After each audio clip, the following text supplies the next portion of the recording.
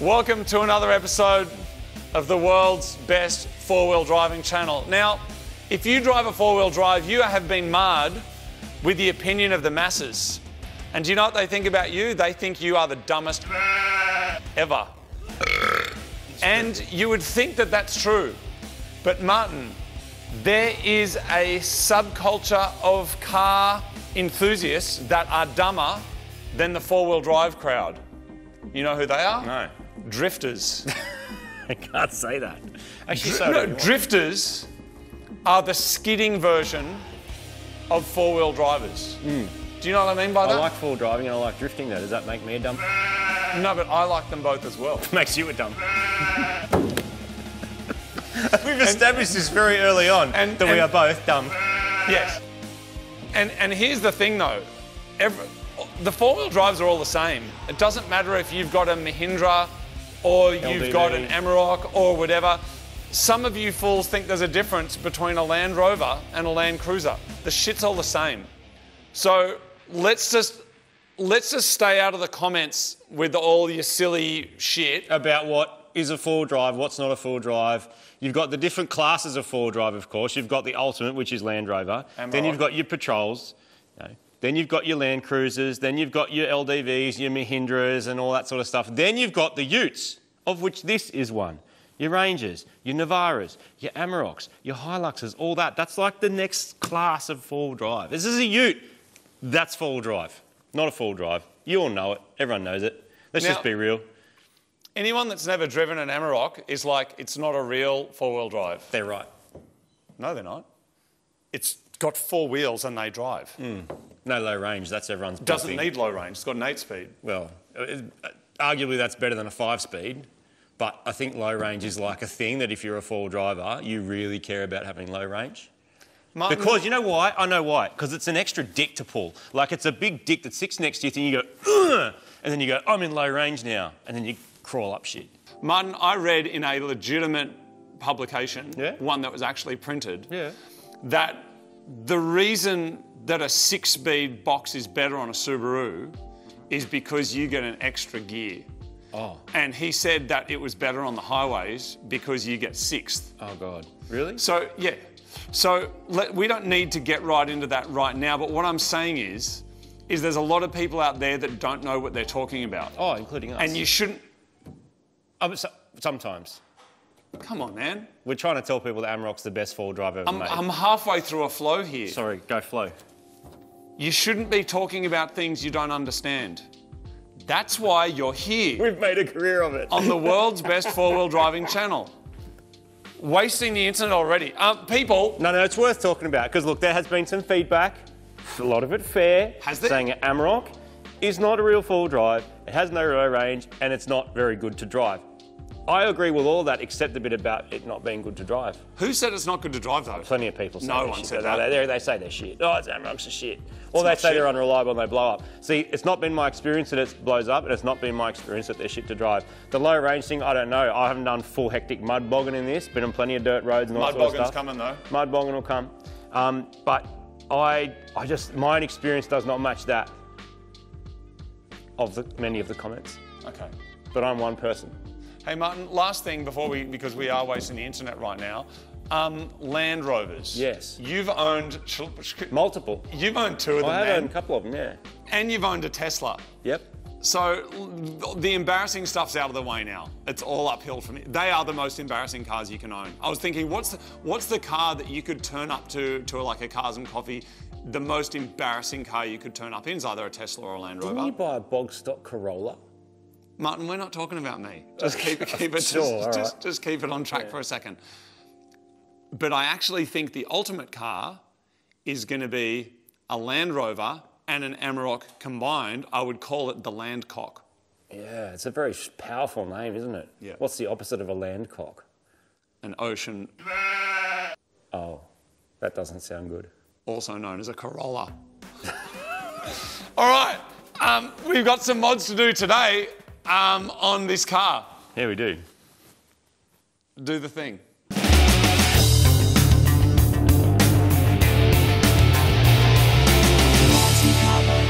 Welcome to another episode of Mighty Car Mods. Did you see that's specially launched with this cock. We have this new range of Mad camo hats with the chopped on them. Plus, if you are watching the world's best four-wheel driving channel, that makes you the world's best four-wheel driver, which is why we have the all-new shirt in dark black stealth camo ready for you right now on the Mighty Car Mod shop. Both of them are available. Martin, today we're working on the cock. The cock is what we affectionately refer to for this Amarok because it's like a rooster, le coq, C-O-Q. Yep, or I can refer to it as K-O-K because it sounds tough. Amarok, cock, that's what this thing is, the cock. Let's show you some of the things that we're going to be installing on this car today that we have over here. Want to do a massive shout out first of all to Super Cheap Auto. Most of this stuff we picked up in store, but a lot of it can be ordered special order from the Super Cheap Auto website, which is supercheapauto.com.au. There is so much stuff that is getting done to this car today. It's not a car, is it? It's a truck. We're very, very excited. Starting off, we've got the roof racks. If you want to carry stuff on your cock, then that there, along with all of these different brackets here, mean that you can carry everything you need on your cock. And if your cock's on fire, very important, fire extinguisher, especially you're out in the bush and things are going downhill. You've also got a dash cam here as well, a black view dash cam, so you can film everything that happens on your cock. Now, what if you find that your cock is buried deep in a dirty, muddy bog hole? Well, then you need the Max Tracks. And I've just realised it says this side up, which I think is funny because you see the Top Gear episode when I was in the Porsche and I tried to drive over a tree? Yeah. And then I put these down and I drove over them and they flung out and almost hit the crew. Yeah, right. They were the wrong way around. That's a bad time. In case you are in shit, also shovel to put in your cock as well if you do need to bury a shit. Well, we have a bunch of lighting stuff that we're going to do as well with the cock. All the wiring kits and the lights. These are really awesome high output LEDs. We're also putting on this XTM shade. I'm excited thing. about that. What do you call it, That would be Martin? super useful. What do you call it? Shade. It's a shade thing. No, an awning. Shade. Awning. They call it an awning. I That's knew what we that call because it I professionally. know heaps about four-wheel Martin, drives. we've got some lights to go on. We've got some electrical stuff that we'll get to as well. Radios. Radio, in case you need to call for help, get stuck in your cock. And do you know what else we have that's right here? I'm just going to show you very quickly right now because it's very exciting and it came all the way from South Africa. One thing there is absolutely zero argument about is just how shite the headlights are on the base model cock. There are ways to fix it. You can put headlights off the V6 one, which is a good upgrade, or you could do this. Well, we got an email that says, "Hi Marty and Moog, also known as the world's best four-wheel driving program. First of all, hats off to you guys for your mad skills and dedication to cars and kebabs. The team here at Wabi Sabi in South Africa has been watching you since the beginning. And we are absolutely stoked by what you do. We saw you guys are driving in the Amarok and we couldn't resist helping. Those stock headlights belong in the bin. And we're sending you some Osram Amarok headlights to get your image properly sorted, which is there. It says you're the best 4x4 channel in the world. That is true. Thank you for acknowledging that. And we know you'll appreciate the difference that lights make. Plus, the world's best 4x4 deserve better because Vag Life, right? Thanks for all your hard work and for keeping us entertained. Can't wait to see the magic you work on your beast. From Wabi Sabi team, Himi, Dave and Sean, thank you very much. That's wabi.co.za. That's hectic. Look at that. Oh, dude, they look great. Look tough as. Yeah. That looks so... Oh, dude, they're black. Yeah, man. Oh, my God, that makes such a difference. Froth. Dude, that is so good. Cool. We'll jam them as well. That should be a treat that we do later once we install all of this stuff. Completely. So first thing we're going to do is we're going to run some little blip, blip, blip, blip, blip, blip, blip, blip music and do a cool little stop frame animation building this thing. 3, 2, 1, go.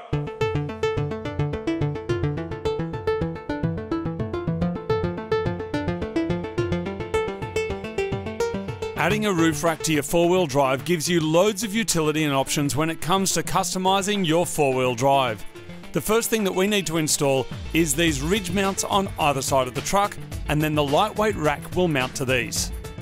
The system that we're using has a whole bunch of channels on the top and the sides, which makes mounting accessories really easy. Depending on the type of roof rack you have, common accessories can include awnings, jerry can holders, spare wheel mounts, shovel clamps, Max Tracks mounts and lighting fixtures. Some people are even running mounts for a Starlink system so that they've got internet when they're off-road and they can even order one of our new camo hats when they're out bush. This is a really simple install and something that you can definitely do on your driveway with limited tools and experience. Just make sure you follow all the instructions to make sure that it's attached properly, particularly if you're going to attach a rooftop tent to it.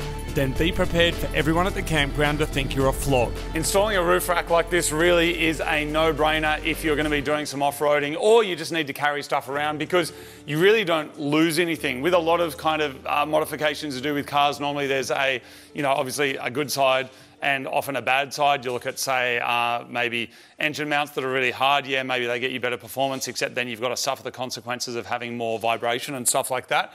Something like this, I don't really see as a downside. I guess you could argue weight, and if you loaded it up too much, maybe you would limit some of the access that you get to maybe underground parking and stuff like that. But now that that's on there, you get to kind of build it up like Lego however you like. So it comes with these cool little things like this, and basically they go in here, and then you can mount different accessories to it. Also on the top, you can put them in up the corner here, so you can mount them along here as well. So what we're going to be doing is using a couple of these roller mounts to install an awning. Awning has a number of kind of really good features. Obviously, it gets you out of the weather. If you're camping, you can set up your swags underneath it. Or for us, if we're out filming or shooting somewhere and the weather's not good, we can set up a table underneath it and basically have it as a little production area. And it is something, yeah, like that. But we'll put a passenger side? I reckon. You might. Do people put them on the driver's side or the passenger side? I don't know.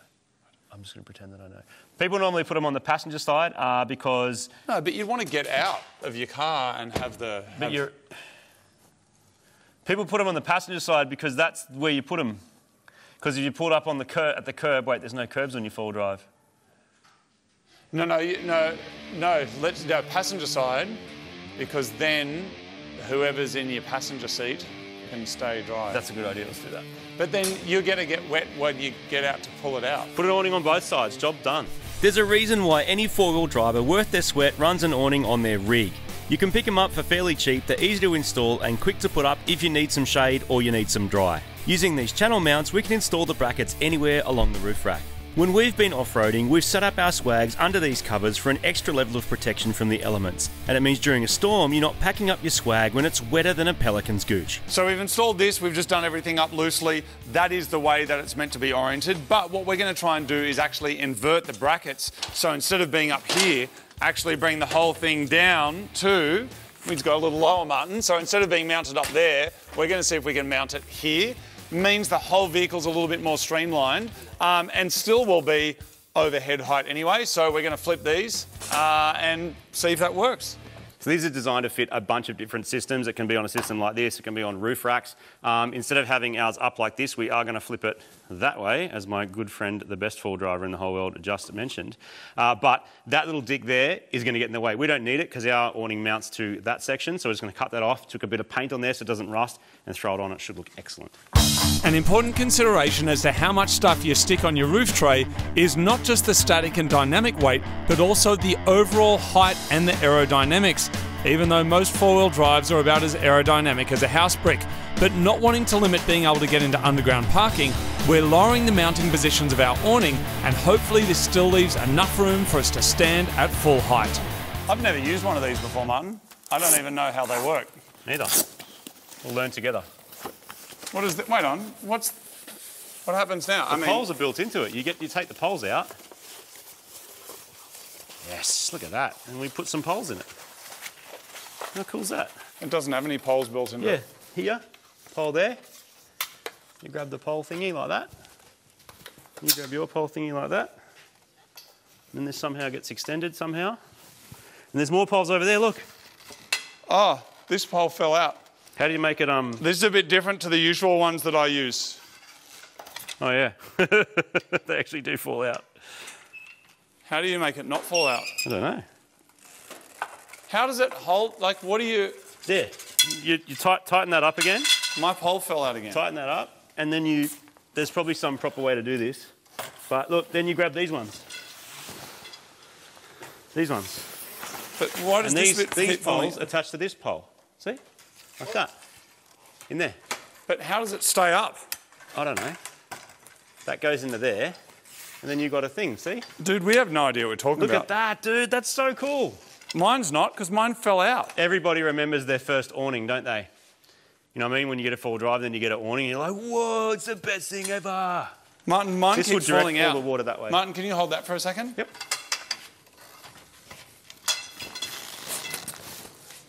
This is just user error, by the way. How cool, man. It's a lot of awning in a compact thing, eh? Yeah. There we go. Extend that bad boy out. Like that. Put him there. Look at that, dude. Look. We have a building. I think currently the water's going to flow back into the car, though. Yeah, but you know how to fix all that. You're a camping person. Just change the angle. Martin, of the how does these work? I can't work out how. Does that spinning do anything? You spin it here, there, and then, but it's the opposite to where you think it should be, and then you lock it like a gazebo, and then it's.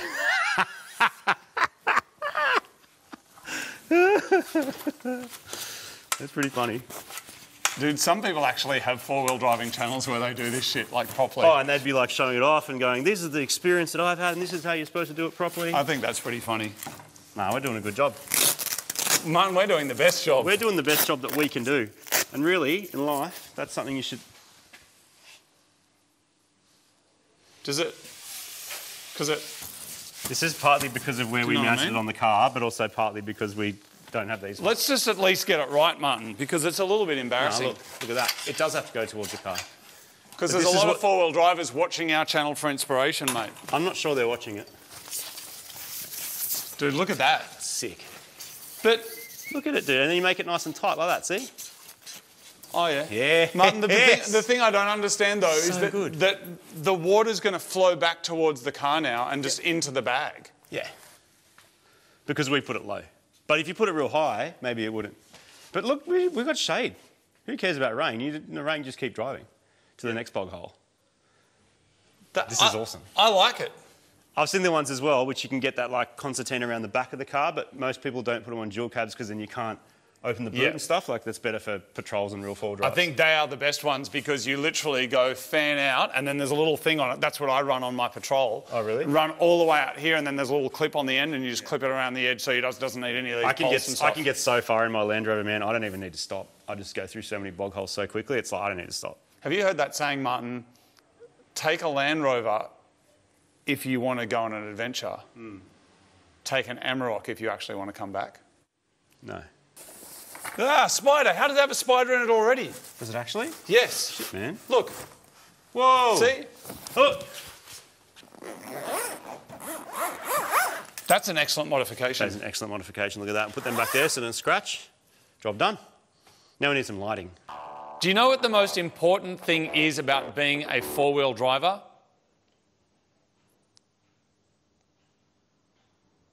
It's about being seen. You want someone to go, look at that sick rig. But you know what the second most important thing is? That's to actually see. And you want to be able to see at night. And to do that, you need something called lights. Luckily, we've got lots of them. This here is a bunch of mad lights from Hardcore that they sent us. Now, you can order this stuff through Super Cheap Auto if you want. They sent us this stuff directly. We've got a light bar kit that's going inside the canopy so we can see our gear. We got some big spotties, which is freaking awesome. But what we're installing next is this. Look at this. Hyperion. Hardcore. Single row light bar. 5-year warranty, which is freaking awesome. And again, we can use these roller LED brackets. They'll go on our roof rack over there, and that is going straight over the front. Connect this up to your high beams and you can see the whole world lit up like it's lit up Hardcore. Let's install them. Installing performance lights is a must if you're heading bush, and these days lights come in all shapes and sizes, including this long rectangular LED light bar that I'm installing. But the real question is, do you install a light bar or spotlights? Now, while lower mounted spotlights will always be the king of the night drive, they are super bright and can give you huge distances. But light bars give an excellent spread on the side of the road where animals may be lurking. And in this way, they may be even better due to their mounting position for lower speed off-roading in the dark. Now, with the light installed, it's time to remove the front bar because we are going to be turning up the boost on this turbocharged beast. And that means installing an aftermarket intercooler and piping kit.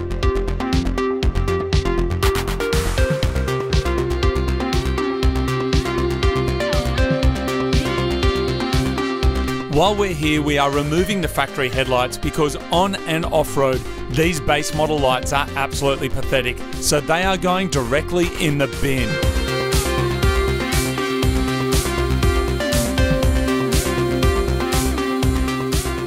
I like working on cars, but four-wheel drives don't go fast. I know people go, oh no, there's a mud bogger that goes real fast and it does like a quarter mile in 10 seconds. But like when you start working on a car, I think about it in advance, especially when it's like hard to work on. I'm like, imagine how good it's going to feel when it's tuned and it all works and it's mad, it's aligned, it's got grip and it's got good suspension and this and that, and you pump it and it's fast. But with this, you got to go imagine when you're bogged on the side of a dirty, muddy bog hole and you've got to sleep in your swag in the mud. That's the dream. Yeah, see, I like camping and I love the outdoors. I like camping and stuff. But I mean, the machine doesn't froth me the same way that sort of machine froths me, for some reason. But maybe I just still don't get it. You know, that's the thing. This is like the cold intake Malorcus thing. No, that's cool. I mean, this is good. We're putting an intercooler on. Like, it will actually go better because of this. You know, this plus a tune will be significant. Exhaust, not always a thing on these sort of cars. I mean, people do naughty stuff and like delete their DPFs and whatever to make more power. Same theory as any petrol car. There can be some issues, anecdotally, with heat. And so what we're doing is doing an aftermarket intercooler. It makes a lot of sense anyway. We do this on the cars we like anyway. I mean, we do like this, sorry. We do it on the cars we like, including this. It's a really good mod to do.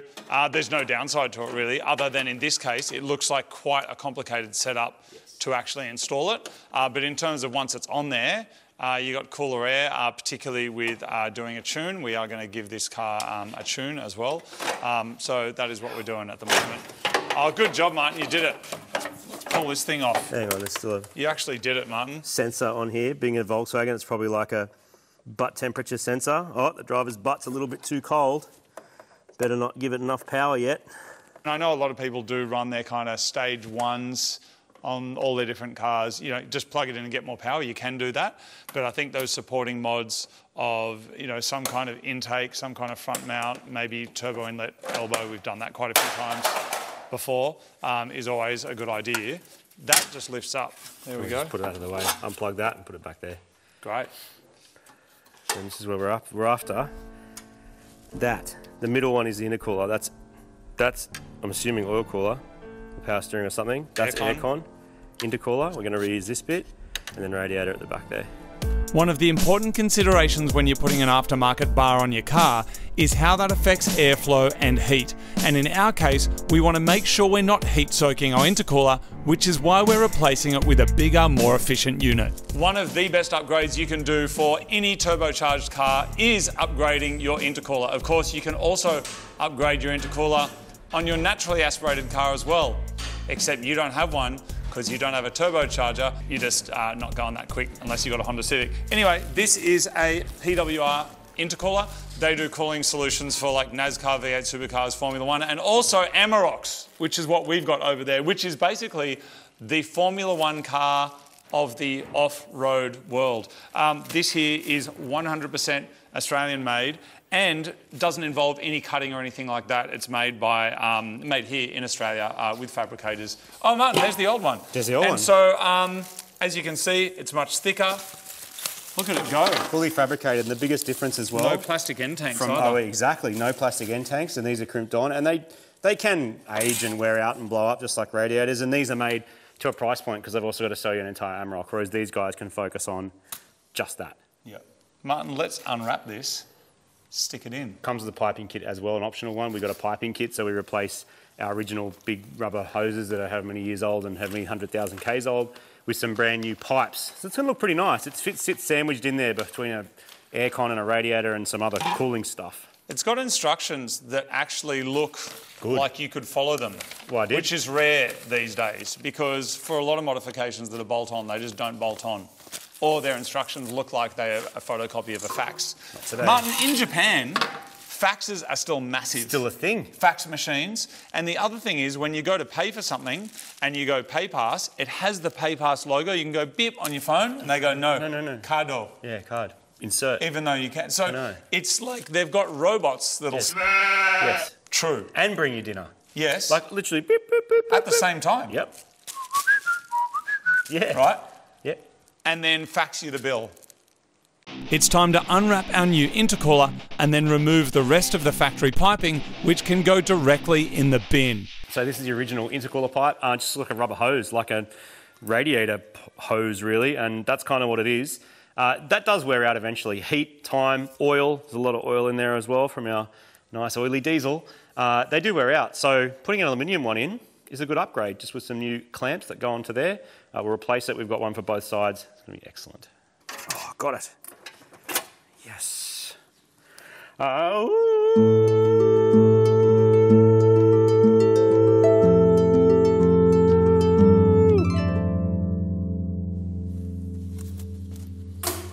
Just shove it on, man. Shove it on. As well as upgrading the actual intercooler core, we are big fans of also upgrading the intercooler piping kit. And the PWR pipes that we're installing are one-piece mandrel bent tubes that remove some of the restrictions that are exhibited in the factory piping kit. And while we've installed a lot of intercoolers together over the last 17 years, there was a time before Mighty Car Mods that I was paying big money to get shops to do it for me. This is going to trip you out, but on your 180, I dropped you to pick up the car after it got done. In Kirrawee? Yeah. Was it? Yeah, because we were at work together, and you're like, "Can you give me a lift?" And I remember I had to drive all the way past my place, all the way to Kirrawee, and then you got your car with a front mount, and it made choo-choo noises. It did, and then I'm pretty sure It got hit by a bus. there was the time it got hit by a bus, but then also one of the intercooler hoses. This is a true story. One of the intercooler hoses blew off. Yep. And I called a shop and got them to fix it. Oh, did I get shitty at you? No, Oh, good. I didn't tell you about it. I look back at some of the, ways I've modified cars, or things I've done with them, being like, oh wow, like that's not very good. But it's the knowledge you had at the time. Yeah. Yeah, and this is a good example. Like here we are still trying to work out where these bends go. If you put another Amarok in here, 15 minutes. And I think that's how those shops and stuff get so good at it, because the guys just know they can just pump them out. Yeah. It's a good point, though. I actually said the same thing, like when I'm working with music students and they're like, I want to be famous and this kind of stuff. Yeah. And they're too scared to put out a song in case it's bad, or an album if it's not good. And I'm just like, it's called a record because it's a record of who you were at the time. Oh, yeah, it doesn't have to be forever. Yep. It's like you go, this is the best I can do right now. Of course you're going to get better as time goes on, you practice more, but people are so scared to have a go, because also these days, you look at Instagram, people who are fit, got like 6% body fat doing 1,000 pull-ups, and people are just like, well, I'm not going to do it because that person can already do better. But they're forgetting that that's his story, not your own. That's right. What are we talking about, Martin? We're talking about getting stuff wrong, and I think it's worth talking about, because some people who watch this might be worried about, doing mods on their own car. And yeah, here we are in this amazing, workshop and stuff, which we didn't have, and I never even dreamed I would have a space like this to work in, which we're very lucky. But the essence is the same. You just got to get in and try it. Yes. And good instructions and good quality parts, like it absolutely helps. But even if you're, just having a go with what you got, worth it for the learning experience. From stuffing up those intercoolers, do I know how to do this? Yes. Or I wouldn't. Good chat. From this point, the install is pretty straightforward. We've got the hot side piping and the cold side piping. Connect it where it used to go. Connect the other end of the intercooler core. One of these pipes is easiest done from underneath the car, so we've got to remove some of our armour, but with everything connected up and tightened and then checked, this install will be done. How you doing, you mad dogs? You still with us? This intercooler is now in. It fit really well. It's great. We're now putting the car back together. We're going to leave the under tray here off for a while, just in case we blow a pipe, because that way it's easier to get access. On this side here, you can access from the top, but that side you have to get underneath. So we'll leave that on for a day or two, just so we can make sure everything settles in okay. I'm just neatening up some of the wiring in here, so it doesn't end up as a mad, rat's nest up in the engine bay, because we've got a whole bunch of space. We don't have a winch. Yes. So I'm going to use some of this space just to neaten everything up. It's a really nice loom that comes with these lights, so it just clicks in like that. Yeah. Plus we have some more wiring we need to do to make our light bar and everything else work. So rather than have it all up here and yuck, I'm going to use the space we've got here and just sort of tuck that away. For now, anyway. It might change, but for now it's just going to be neater. So now we can put in our lights that came from our friends over in South Africa. Martin, we've got to go to South Africa because apparently they still have Golfs over there. You can still buy a Mark I Golf in South Africa, brand new, I think. Or maybe you can't anymore, but you could recently, like maybe 5 years ago, maybe 10 years ago, 8 years ago, I don't know exactly, but you used to be able to buy them brand new. While we had Mark 6s and Mark 7s, you could still buy Mark 1s. Anyway, what are we talking about? Why are we talking about other Volkswagens that aren't Who cares about that? Look at these lights, dude. Look how good this is going to be. So, got an extra bit of wiring loom in them as well, right? So we're going to end up, I think, with like a daytime running loom. Look at that. Yeah. We're going to end up with a loom for all our daytime running stuff because a lot of the lights these days, the spotties and the light bars and even this, everyone wants the lights on during the day. Pretty much just an ignition switch power. So we're going to need to run something to do all of that. These intercooler pipes look so good in here, don't they? These lights, dude. I love black lights. I know some people bake them and paint them. Yeah. But that's pre-baked. You should take that off, go. Okay, 3, 2, 1. Oh. Imagine that, it just fell on the ground. That would suck. That would suck bad. That plastic smells good. It does. You smell that? Yep, smells like durries. The new lights look absolutely incredible and will fully update the front end of our Amarok. Once the lights are installed, they are simply plug and play, so they will work just like the factory ones did. And now all we have to do is put everything back together again, ready for our performance tune.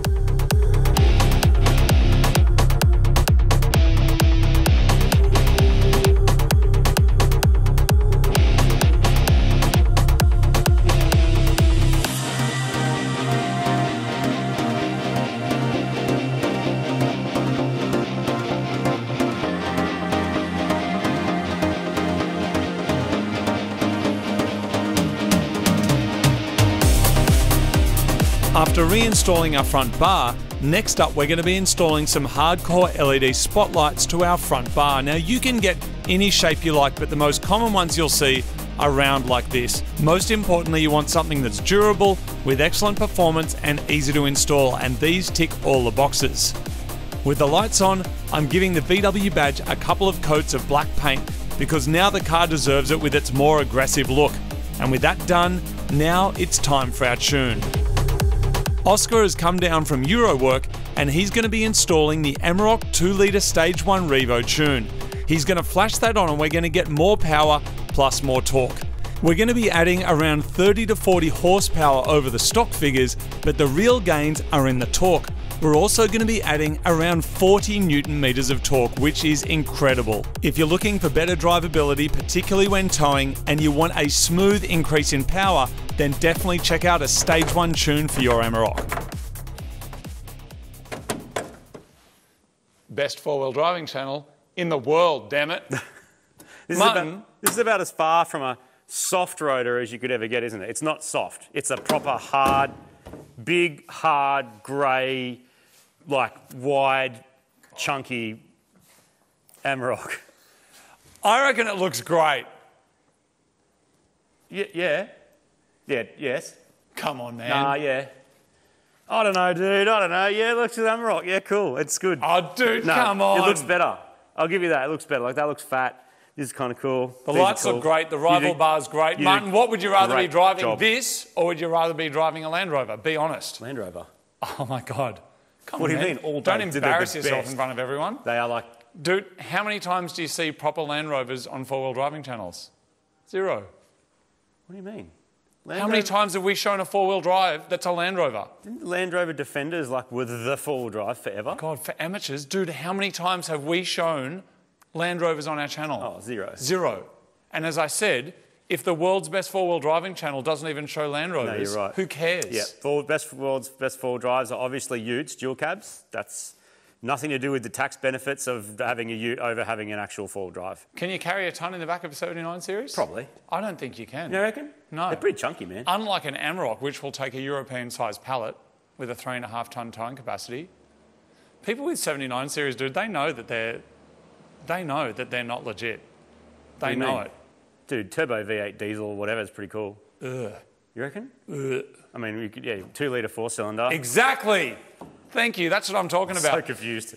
Don't be confused, Martin. Just listen to me. The more that everybody listens to me, the more you'll learn about what to do with your cars that are trucks that are four-wheel drives. There's a few people out there trying. I know there's other channels out there, up-and-comers, mate. They're like, look at me and my four-wheel driving skills. Yeah. I've been, you know, to the shopping centre 10 times. They don't actually get out there like we do. Like, we're out in there every day. We're never in the workshop. We're never just working on stuff on our, like, hoist in our, with aircon and stuff. Like, we're out there. We haven't driven this off-road yet. Off-road all the time, every day. Yeah, off-road all the time, 25 hours a day, 8 days a week. Isn't that what we say? 366. Tax deductions, that's what it's all about, people. You know it, I know it, everyone knows it. Stop being full of shit. You got yourself a ute because you got a tax break. That's why you did it, didn't you? You did. I didn't. Bullshit. What do you mean? What are you talking about? Okay, owning a Land Rover, you got to pay a shit ton of tax on that. Owning a ute, you don't. What's the difference? Got a tray in the back, you can put a ton in the back and using it for work. Just shut up for a second and answer me an honest question. It's the thing, and no one's talking about it, but it's the truth. Martin, do not include any Subarus or any other stupid shit. How many four-wheel drives do you own right now? 0. Yep. How many do I own? 0. Oh, you've got a Jimny. And? That's it, isn't it? Come on, man. What else do you have? Dude, this is like the other day when you forgot that I owned a Mini, even though it was me that forgot the new Mini. You reckoned I was taking up a parking spot. You forgot you owned that Mini. No, anyway. Seriously. What, you have a Jimny. Jimny's legit. That's pretty cool. Yeah, that's cool.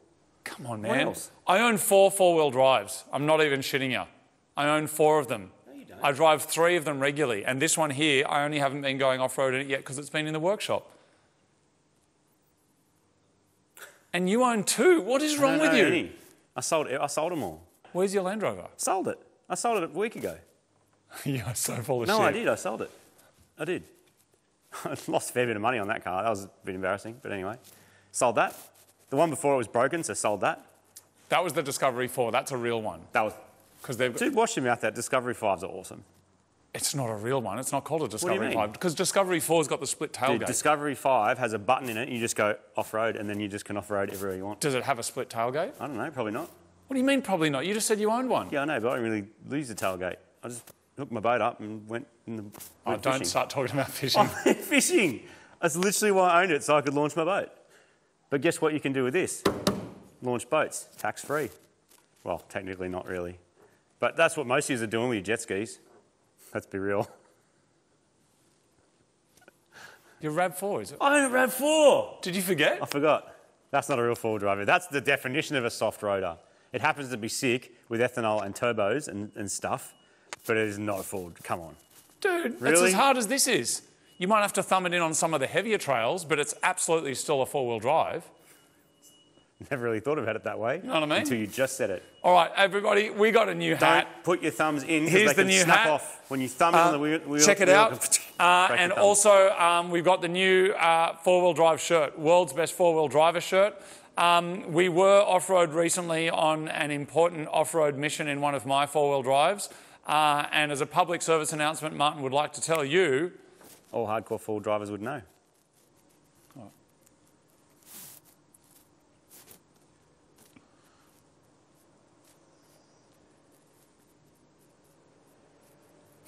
Is this... Are we... Why? Okay. Do you want to go for a drive in something? No.